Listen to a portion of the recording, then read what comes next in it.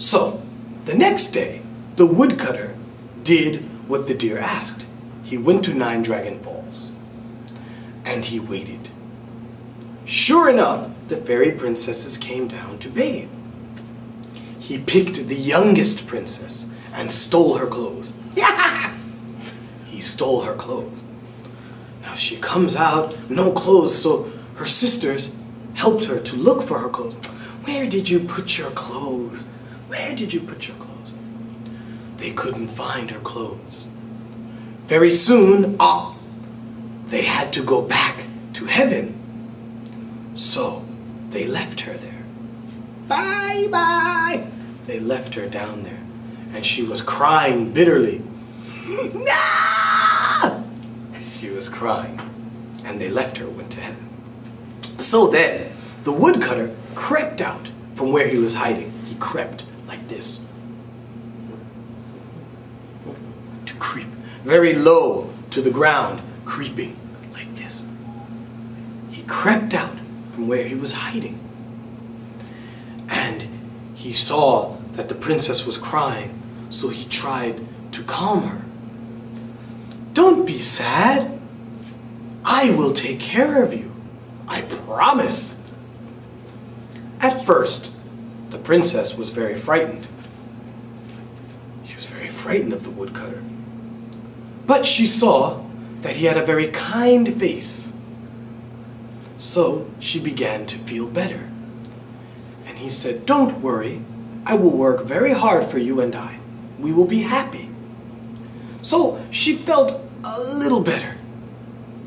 And after some time, she realized she really liked the woodcutter. But every day, she went to the 8 pools at Nine Dragon Falls and looked for her sisters, but they never came back. So after time, she began to love the woodcutter. And they had a family. They had 2 children, a boy and a girl. So, the woodcutter was very happy. He loved working for his family. But after time, he began to feel bad that he tricked her, because he took her dress and he hid it where she could never find it. He felt bad. Oh, I'm a bad guy, bad. So he decided to confess to his wife that he stole her dress. So one day, he showed her the dress.